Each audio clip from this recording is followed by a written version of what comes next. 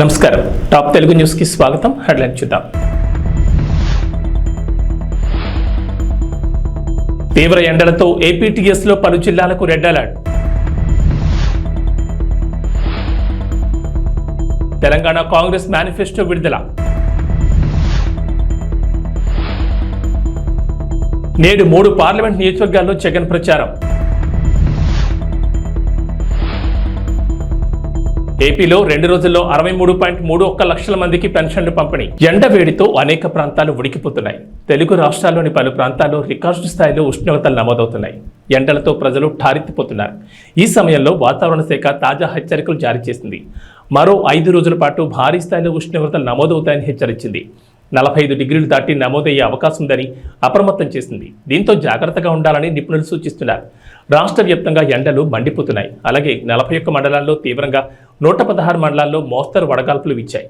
రాష్ట్ర వ్యాప్తంగా 183 మండలాల్లో మోస్తరు వడగాల్పులు వీస్తాయని విపత్తుల నిర్వహణ సంస్థ హెచ్చరించింది. లోక్సభ ఎన్నికల నేపథ్యంలో తెలంగాణకు కాంగ్రెస్ పార్టీ ప్రత్యేక మేనిఫెస్టోను కాంగ్రెస్ పార్టీ విడుదల చేయనుంది. ముఖ్యమంత్రి రేవంత్ రెడ్డి ఈ మేనిఫెస్టోను ఆవిష్కరించనున్నారు. కేంద్రంలో కాంగ్రెస్ పార్టీ అధికారంలోకి వస్తే తెలంగాణకు ఏమేం చేస్తామనేవి ఈ మేనిఫెస్టోలో వెల్లడిస్తారు. రాష్ట్ర విభజన హామీల అమలు, ప్రత్యేక కారిడార్లు, ఇంటర్నేషనల్ స్కూల్స్ తదితర అంశాలకు ఇందులో చోటు దక్కనుందని తెలుస్తోంది. జాతీయ కాంగ్రెస్ ఇప్పటికే న్యాయపత్ర పేరుతో మేనిఫెస్టోను విడుదల చేసింది. అయితే రేపు తెలంగాణ కాంగ్రెస్ రాష్ట్రానికి ఏం చేస్తామనే వివరాలతో మేనిఫెస్టోను విడుదల చేయనుంది. ఆంధ్రప్రదేశ్లో ముఖ్యమంత్రి వైఎస్ఆర్ కాంగ్రెస్ పార్టీ అధినేత వైఎస్ జగన్మోహన్ రెడ్డి సార్వత్రిక ఎన్నికలకు సమయం దగ్గర పడుతుండటంతో ప్రచారంలో మరింత స్పీడ్ పెంచుతున్నారు. ఈ రోజు మరో 3 నియోజకవర్గాల్లో ఆయన పర్యటించనున్నారు. 3 నియోజకవర్గాల్లో ఎన్నికల ప్రచారం నిర్వహించనున్నారు. ఇక 3 సభల్లో పాల్గొనేందుకు ఉదయమే తాడేపల్లిలోని తన నివాసం నుంచి బయలుదేరనున్నారు సీఎం జగన్. ఉదయం 10 గంటలకు నరసాపురం లోక్సభ స్థానం పరిధిలోని నరసాపురంలో ఉన్న స్టీమర్ సెంటర్లో జరిగే ప్రచార సభలో పాల్గొని ప్రసంగిస్తారు. ఆ తర్వాత మధ్యాహ్నం 12:30 నరసరావుపేట లోక్సభ స్థానం పరిధిలోని పెదకూరపాడు నియోజకవర్గంలోని క్రోసూరు సెంటర్లో జరిగే సభలో పాల్గొంటారు ముఖ్యమంత్రి వైఎస్ జగన్. ఓ మోసాల బాబు, నువ్వు ఎలాంటి వాడివో, నీ కూటమి ఎలాంటిదో చెప్పడానికి ఒక్క పాంప్లెట్ సరిపోదా అని అడుగుతా ఉన్నాను. ఇది గుర్తుందా మీ అందరికీ? ఇది 2014లో ఇదే పెద్ద మంచి చంద్రబాబు నాయుడు గారు అప్పట్లో కూటమిగా ఇదే ముగ్గురితో కలిసి, ఇదే ముగ్గురి ఫోటోలతో ముఖ్యమైన హామీలు అనంటూ మీ ప్రతి ఇంటికి ఆయన సంతకం పెట్టి పంపించాడు. ఆ రోజు 2014లో 175కు 175 అసెంబ్లీ స్థానాలు, 25 ఎంపీ స్థానాలకు 25 ఎంపీ స్థానాలు, తగ్గేదే లేదు. సిద్ధమేనా? ఎన్నికల సమయంలో ఆంధ్రప్రదేశ్లో పెన్షన్ వ్యవహారం హాట్ టాపిక్గా మారిపోయింది. గత నెలలో సచివాలయం దగ్గర వృద్ధులు, పెన్షన్దారులు పడిగాపులు పడాల్సిరాగా ఇక ఈ నెల చాలా మందికి బ్యాంకుల్లో నగదు జమ చేసింది ప్రభుత్వం. అయితే ఆ డబ్బుల కోసం బ్యాంకుల దగ్గర భారీ క్యూలు దర్శనమిచ్చాయి. ఒక్కసారిగా బ్యాంకులకు దగ్గరకు పెద్ద ఎత్తున తరలి రావడంతో వారికి పెన్షన్లు పంపిణీ చేయడం బ్యాంకర్లకు సవాలుగా మారింది. మరోవైపు కొన్ని సాంకేతిక కారణాలతో డబ్బులు తీసుకోకుండా వృద్ధులు వెనుదిరికి వెళ్లిపోవాల్సి వచ్చింది. మే 1వ తేదీన ప్రారంభమైన పెన్షన్ల పంపిణీ ఈ రోజు కూడా బ్యాంక్ ఖాతాలో జమ చేయనున్నారు. ఇక బ్యాంక్ ఖాతాలో సొమ్ములు జమ కాని వారికి మే 4వ తేదీన అంటే రేపు గ్రామ వార్డు సచివాలయ ఉద్యోగుల ద్వారా ఇంటింటికి పంపిణీ చేయనున్నారు. మహిళా కమిషన్లోని 223 మంది మహిళా ఉద్యోగులను తొలగిస్తూ తాజాగా ఢిల్లీ లెఫ్టినెంట్ గవర్నర్ వీకే సక్సేనా కీలక నిర్ణయం తీసుకున్నారు. ఆమ్ ఆద్మీ పార్టీ ఎంపీ స్వాతి మలివాల్ ఢిల్లీ మహిళా కమిషన్ చైర్పర్సన్గా ఉన్న సమయంలో ఈ నియామకాలు నిబంధనలు ఉల్లంఘించాయని గవర్నర్ అన్నారు. కాంట్రాక్ట్ ఉద్యోగులను తొలగిస్తే మహిళా కమిషన్ను మూసివేయాలని లెఫ్టినెంట్ గవర్నర్ ఆదేశించడంపై స్వాతి మలివాల్ ఆందోళన వ్యక్తం చేశారు. ఆయన ప్రకారం కమిషన్లో 90 మంది ఉద్యోగులున్నారు. వారిలో 8 మంది ప్రభుత్వ ఉద్యోగులున్నారు. మిగిలిన వాళ్ళందరూ 3 నెలల ఒప్పందం ఉంటుంది. ఈ మహిళా కమిషన్ రూపొందించడానికి చాలా మంది రక్తం, చెమటలు చిందించారని అన్నారు. తనను జైలుకు పంపిన మహిళా కమిషన్ మూసేసే పరిస్థితి రానివ్వబోమన్నారు. అమెరికా అధ్యక్షుడు జో బైడెన్ సంచలన కామెంట్ చేశారు. భారత్ తమ దేశంలోకి విదేశీ వలసదారులను అనుమతించేందుకు భయపడుతుందని తీవ్ర ఆరోపణ చేశారు. అందుకే భారత్ వంటి దేశాల్లో ఆర్థిక అభివృద్ధి వేగంగా లేదని చురకలంటించారు. కాగా వాషింగ్టన్లో పార్టీ నిధుల సేకరణ కార్యక్రమంలో జో బైడెన్ మాట్లాడుతూ భారత్, జపాన్, చైనా, రష్యా దేశాలపై విరుచుకుపడ్డారు. ఈ దేశాలు విదేశీ వలసదారులను తమ దేశంలోకి ఆహ్వానించేందుకు భయపడుతున్నాయి. అందుకే వాటి ఆర్థిక వ్యవస్థలు వేగంగా వృద్ధి చెందకుండా ఇబ్బంది పడుతున్నాయన్నారు. కానీ అమెరికా విదేశీ వలసదారులను స్వాగతిస్తున్నారు. ఈ కారణంగానే వారు దేశ ఆర్థిక వ్యవస్థ బలోపేతమయ్యేందుకు కృషి చేస్తూ ఉంటారని చెప్పుకొచ్చారు. తీవ్ర ఎండలతో ఎప్పుడూ ఉక్కిరిబిక్కిరయ్యే ఎడారి దేశం యునైటెడ్ అరబ్ ఎమిరేట్స్లో ఇటీవల అనూహ్య వాతావరణ మార్పులు చోటు చేసుకుంటున్నాయి. గత నెలలో ఈ ఎడారి దేశాన్ని కుంభవృష్టి వణికించగా తాజాగా మరోసారి ఇక్కడ వర్షాలు కురుస్తున్నాయి. దీంతో ఇప్పటికే పలు అంతర్జాతీయ విమాన సర్వీసులు రద్దయ్యాయి. బుధవారం రాత్రి నుంచి యుఏఈ వ్యాప్తంగా వాతావరణం మారిపోయింది. దుబాయ్, అబుదాబి సహా పలు నగరాల్లో ఈదురుగాలులు, ఉరుములు, మెరుపులతో కూడిన వర్షాలు కురుస్తున్నాయి. పలు చోట్ల లోతట్టు ప్రాంతాలు జలమయమయ్యాయి. ఫలితంగా దుబాయ్ అంతర్జాతీయ ఎయిర్పోర్ట్లో పలు విమానాలు రద్దయ్యాయి. కొన్ని ఆలస్యంగా నడుస్తున్నాయి. శుక్రవారం వర్షాలు కొనసాగే అవకాశం ఉందని వాతావరణ శాఖ అధికారులు అంచనా వేస్తున్నారు.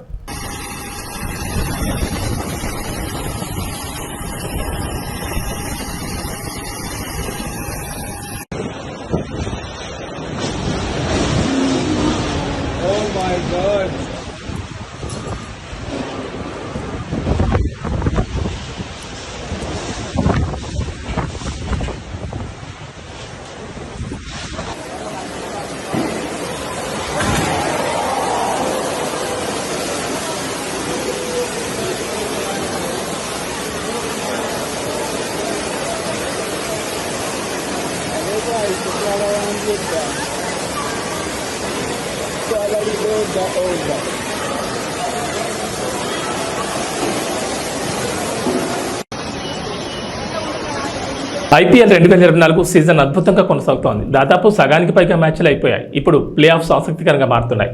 దీంతో మొదటి 4 స్థానాల్లో ఉండాలని ఆయా టీంలు తహతహలాడుతున్నాయి. కాగా గురువారం Sunrisers Hyderabad team Uppal వేదికగా రాజస్థాన్ రాయల్స్తో తలపడింది. ఈ మ్యాచ్ చివరి బంతి వరకు ఉత్కంఠగా సాగింది. 202 భారీ లక్ష్యంతో బ్యాటింగ్ దిగిన రాయల్స్ కేవలం ఒక్క పరుగు తేడాతో ఓడిపోయింది. దాంతో హైదరాబాద్ టీం IPL పాయింట్ల పట్టికలో 4వ స్థానానికి చేరుకుంది. బంగ్లాదేశ్తో టీ20 సిరీస్లో భారత్ అమ్మాయిలు దూకుడు కొనసాగిస్తున్నారు. మరో 2 మ్యాచ్లు మిగిలి ఉండగానే 5 టీ20ల సిరీస్ను 3-0తో కైవసం చేసుకున్నారు. గురువారం 3వ టీ20లో టీమిండియా 7 వికెట్ల తేడాతో ఆతిథ్య జట్టును చిత్తు చేసింది. మొదట బౌలర్లు కట్టుదిట్టంగా బౌలింగ్ చేయడంతో బంగ్లా 20 ఓవర్లలో 8 వికెట్లకు 117 పరుగులు చేయగలిగింది. కొత్తపేట నియోజకవర్గం పలు గ్రామాల్లో బండారు సత్యానందరావు ప్రచారం భారీ జనసందోహం మధ్య కొనసాగుతోంది. తెలుగుదేశం పార్టీ మేనిఫెస్టో ప్రకటించడంతో మేనిఫెస్టోలోని పథకాలు ప్రజలను ఆకర్షిస్తున్నాయి. దానికి తోడు అన్నదమ్ముల కలయిక కూటమి అభ్యర్థి బండారు సత్యానందరావుకు విజయాన్ని తెచ్చిపెడుతుందని స్థానికులు అంటున్నారు. నియోజకవర్గంలో 4 మండలాల్లో జనసేన, తెలుగుదేశం, భారతీయ జనతా పార్టీ కార్యకర్తలు ఉత్సాహంతో స్వచ్ఛందంగా బండారు గెలుపు కృషి చేస్తున్నారు. కులమతాలకు అతీతంగా అందరినీ కలుపుకుని పనిచేసే వ్యక్తి, సౌమ్యుడిగా పేరొందిన వ్యక్తి బండారు సత్యానందరావు అని ప్రజల్లో నమ్మకం కలిగిందంటున్నారు. గతంలో బండారు సత్యానందరావు 2 సార్లు నియోజకవర్గంలో ఎమ్మెల్యేగా పనిచేసి పలు అభివృద్ధి కార్యక్రమాలకు శ్రీకారం చుట్టారు.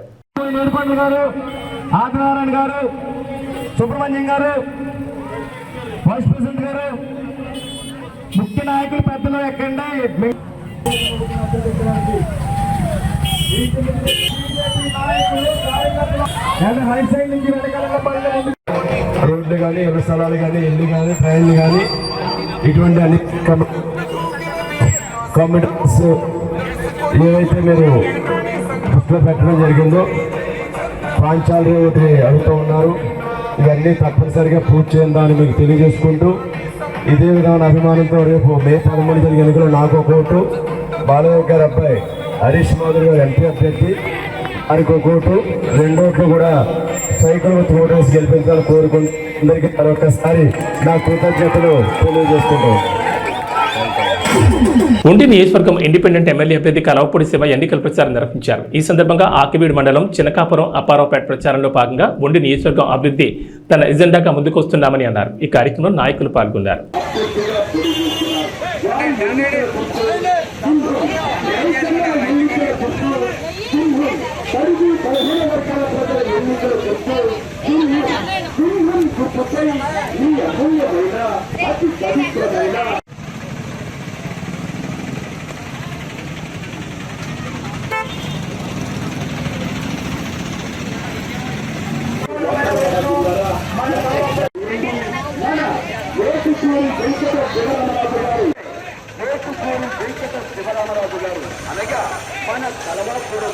ముద్రగడ పద్మనాభం వ్యవహార శైలిని కూతురు క్రాంతి వ్యతిరేకించారు. కేవలం పవన్ కళ్యాణ్ తిట్టడానికే ముద్రగడని జగన్ వాడుతున్నారని ఆవేదన వ్యక్తం చేశారు.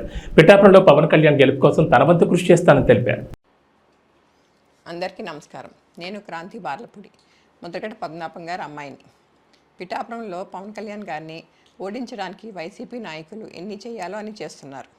ముఖ్యంగా నిన్న మా నాన్నగారు ఒక బాధాకరమైన ఛాలెంజ్ చేశారు. పవన్ కళ్యాణ్ గారిని ఓడించి పిఠాపురం నుండి తరిమేయకపోతే ఆయన పేరు ముద్రగడ పద్మనాభం రెడ్డిగా మార్చుకుంటారట. ఈ కాన్సెప్ట్ ఏంటో నాకు అసలు అర్థం కాలేదు. ఆయన ప్రకటన ముద్రగడ అభిమానులకు సైతం నచ్చలేదు. వంగా గీత గారిని గెలిపించడానికి కష్టపడవచ్చు, కానీ పవన్ కళ్యాణ్ గారిని మరియు ఆయన అభిమానుల్ని కించపరిచేలా కామెంట్స్ ఉండకూడదు. మా నాన్నగారిని కేవలం పవన్ కళ్యాణ్ గారిని తిట్టడం కోసమే జగన్మోహన్ రెడ్డి గారు వాడుతున్నారు. ఈ ఎన్నికల తర్వాత ఆయనను ఎటూ కాకుండా వదిలేయడం పక్కా. ఈ విషయంలో నేను మా నాన్నగారిని పూర్తిగా వ్యతిరేకిస్తున్నాను. నేను పవన్ కళ్యాణ్ గారి గెలుపు కోసం నా వంతు కృషి నేను చేస్తాను. నమస్కారం. ఎట్టకేలకు శంషాబాద్ విమానాశ్రయంలో ఏర్పాటు చేసిన బోనులో చిరుత చిక్కింది. 5 రోజులుగా చిరుత కోసం అటవీశాఖ అధికారులు గాలింపు చర్యలు చేపట్టారు. దీన్ని పట్టుకోవడానికి 5 బోన్లు 20 కెమెరాలు ఏర్పాటు చేశారు. ఈ చిరుతను నెహ్రూ జూ పార్కు తరలించనున్నారు. జూలో దీని ఆరోగ్య పరిస్థితిని పరిశీలించి అమరాబాద్ టైగర్ రిజర్వ్కు తరలించనున్నట్లు అటవీశాఖ అధికారులు తెలిపారు. చిరుత పులి చిక్కడంతో పరిసర గ్రామాల ప్రజలు ఊపిరి పీల్చుకున్నారు. 5 రోజులుగా వీళ్లంతా ప్రాణభయంతో గడిపారు. चलो चलो sir we will move come thank you thank you thank you thank you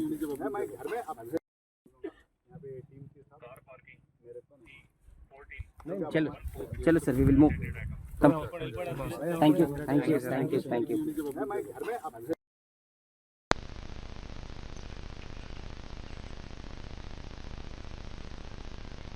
కులం లేదని మతం లేదని గ్రామాల్లో శాంతి కావాలి, అభివృద్ధి చెందాలి, సుభిక్షంగా ఉండాలి అన్నదే నా లక్ష్యమని మాజీ ఎమ్మెల్యే నల్లమిల్లి రామకృష్ణారెడ్డి అన్నారు. ఈ సందర్భంగా ఎన్నికల ప్రచారం నిర్వహించారు. అదేవిధంగా పెదపూడి మండలం నుంచి రామశేఖర్ గారు కూడా కొన్ని విషయాలు చెప్పారు. ముఖ్యంగా వాళ్ళ గ్రామంలో జరిగిన దాడుల గురించి చెప్పారు. వాళ్ళ గ్రామం ఎంత అరాచకమైన గ్రామం ఆయనకి తెలుసు, అందరికీ తెలుసు. నేను శాసనసభ్యుడిగా ఎన్నికైన తర్వాత ఆ దాడుల్ని ఎంత సమర్థవంతంగా అణిచివేశానో కూడా వారికి తెలుసు.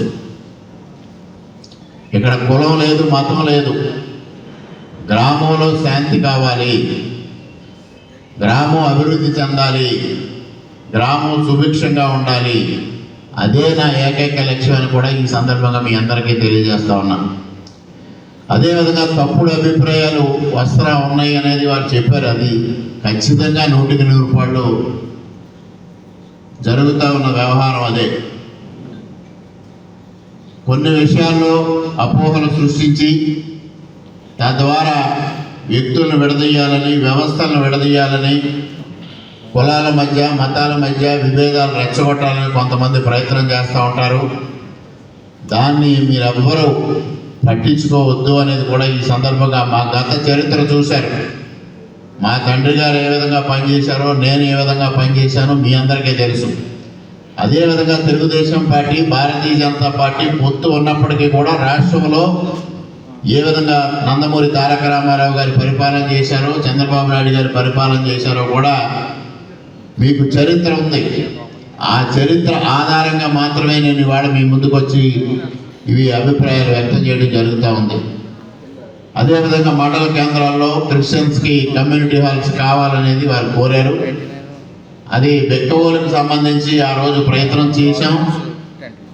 చివరికి వచ్చేపాటికి అక్కడ ఉన్నది ఒక భవనాన్ని దాన్ని పూర్తిగా రెనోవేట్ చేసి అది ఇవ్వడానికి అంతా రెడీ చేసిన సందర్భంలో ప్రభుత్వం మారడం, అది మరుగున పడిపోవడం కూడా జరిగింది. తప్పనిసరిగా రేపు రాబోయే ప్రభుత్వంలో, ఎన్డీఏ ప్రభుత్వంలో తప్పనిసరిగా మండల కేంద్రాల్లో క్రిస్టియన్స్కి కమ్యూనిటీ హాల్స్ నిర్మాణానికి తప్పనిసరిగా కృషి చేస్తానని కూడా ఈ సందర్భంగా మీ అందరికీ హామీ ఇస్తా ఉన్నాను. అదేవిధంగా పాస్టర్స్కి పక్కా ఇళ్ళు నిర్మాణం గురించి కూడా వారు ప్రస్తావించడం జరిగింది. ఆ సమస్య ఎందుకంటే పక్కా ఇళ్ళు అనేది బడుగు బలహీన వర్గాల వారికి అందరికీ ఇచ్చేదే.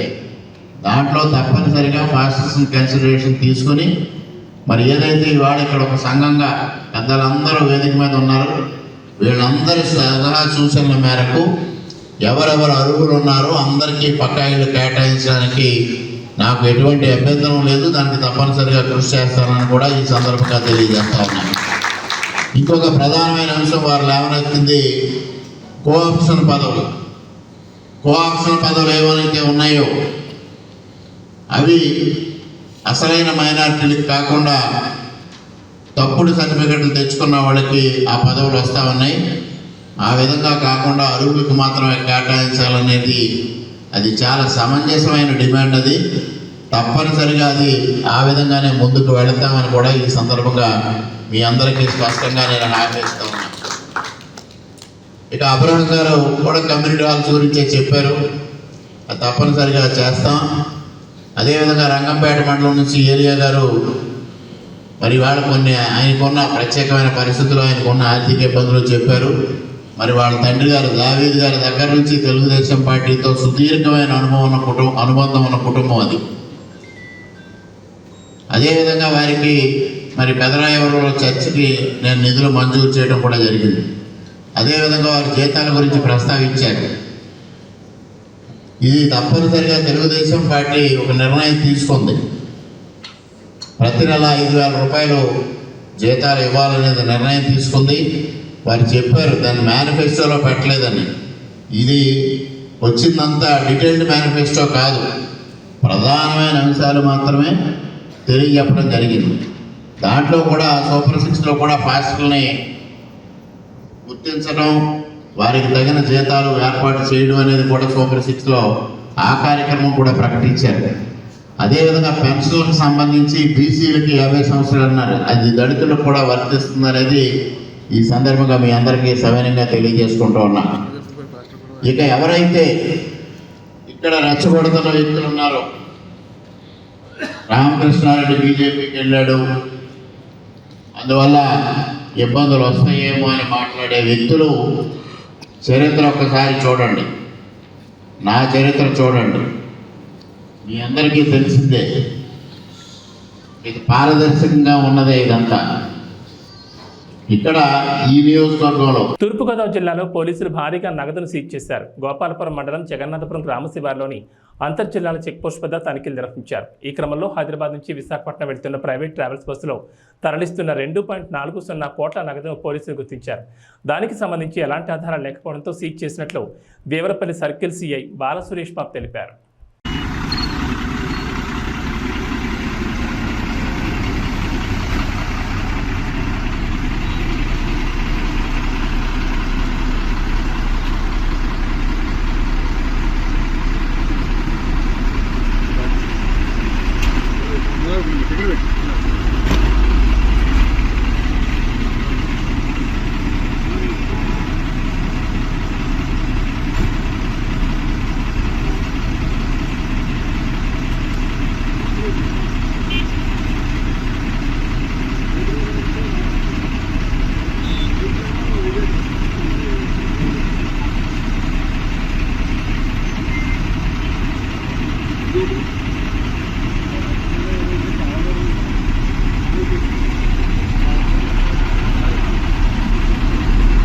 అనపర్తి మండలం పేరా రామచంద్రపురం గ్రామంలో అనపర్తి శాసనసభ్యులు డాక్టర్ సత్తి సూర్యనారాయణ రెడ్డి కుమారుడు ప్రముఖ యూరాలజిస్ట్ డాక్టర్ సత్తి గౌతమ్ రెడ్డి ఎన్నికల ప్రచారం నిర్వహిస్తున్నారు. ఈ సందర్భంగా గడప గడపకు వెళ్లి ముఖ్యమంత్రి వైఎస్ జగన్మోహన్ రెడ్డి ఆధ్వర్యంలో సత్తి సూర్యనారాయణ రెడ్డి చేసిన అభివృద్ధి సంక్షేమ కార్యక్రమాలను వివరించారు.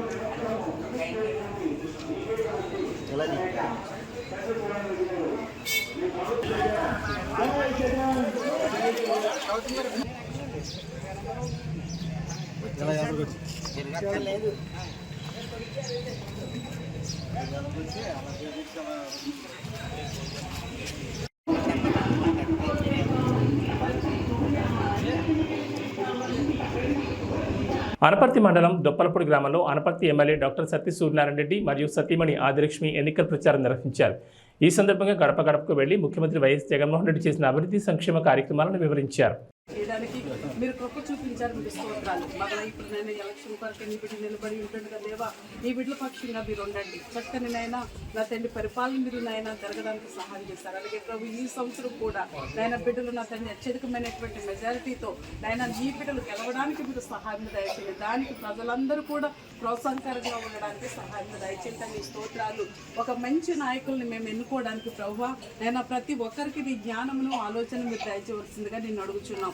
నైనా ప్రతిరోజు కూడా మా అధికారుల కొరకు నైనా అందరి కొరకు మేము ప్రార్థన చేస్తున్నాం. ఇదిగో నీ బిడ్డల నిమిత్తమై ఇప్పుడు ప్రార్థిస్తుంటుండగా దేవా, నీ బిడ్డలను మీరు దీవించండి, ఆశీర్వదించండి, వారి ఆలోచనలన్నింటినీ సఫలపరచండి. వీరితో ప్రయాణం చేస్తున్న బిడ్డలందరికీ మీ కాపుదలు ఇచ్చి నడిపించండి. నైనా నా తండ్రి అత్యధికమైనటువంటి మెజారిటీతో నీ బిడ్డలు గెలవడానికి సహాయం దయచేయండి. యాడికి మండలంలోని వేములపాడు, నగరూరు గ్రామాల్లో రోడ్ షోను తాడిపత్రి నియోజకవర్గ టీడీపీ అభ్యర్థి జేసీ అసందరెడ్డి నిర్వహించారు. ఈ సందర్భంగా గ్రామస్తులు వైసీపీ ప్రభుత్వం వచ్చాక గండికోట నుంచి వచ్చే మంచినీళ్లు మురిగ్గా వస్తున్నాయని అన్నారు. అస్మిత్ రెడ్డి టీడీపీ ప్రభుత్వం వచ్చాక గండికోట నుంచి వచ్చే మంచినీళ్లు తెప్పిస్తామని మాట ఇచ్చారు.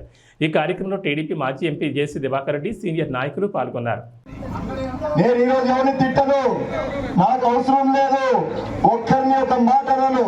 నేను కేవలం మనం ఏం చేశాము, రేపు మన ప్రభుత్వం వస్తే ఏం చేయబోతాం తప్ప అవి తప్ప నేను ఏమీ మాట్లాడదలుచుకోలేదు. నేను ఈరోజు నేను గ్రామం తిరిగాను.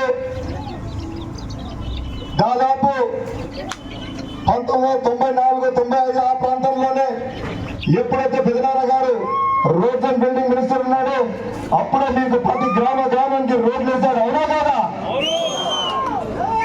ఎక్కడా లేని విధంగా ఎక్కడి నుంచో ప్రతిసారి ప్రతి ఊర్లో కొత్త కోట్లు వచ్చారు.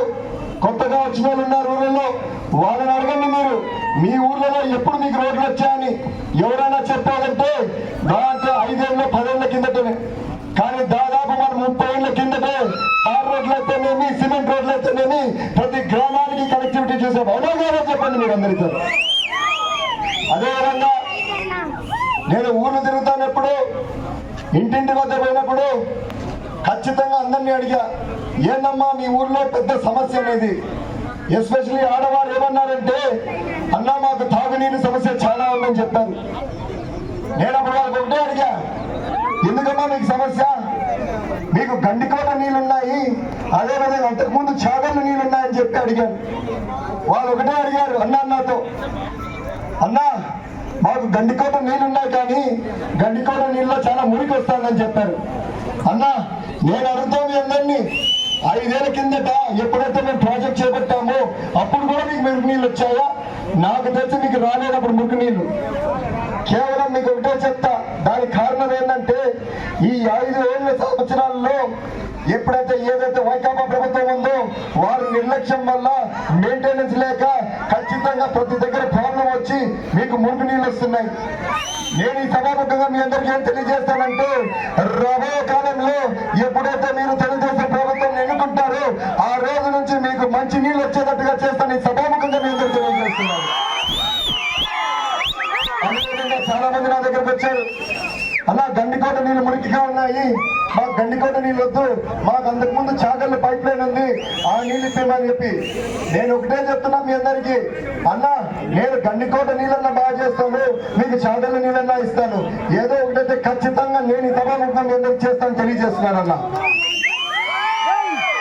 అదేవిధంగా ముఖ్యంగా నాకు ఏం చెప్పారంటే, ఎస్సీ కాలనీలో ఒక రోడ్డు సమస్య ఉంది, కట్టది ఎప్పటి నుంచో. అన్నా ఈ రోడ్డు సమస్య ఏదో కొత్తగా కాదు, 2018, 19 ప్రాంతాల్లో ఎప్పుడైతే మన ప్రభుత్వం ఉండదో అప్పుడే నా దృష్టికి తీసుకొచ్చారు. కానీ ఒక చిన్న సమస్య వల్ల ఆ రోడ్డు చేపట్టలేకపోయినాం. కానీ ప్రస్తుతం నమస్కారం.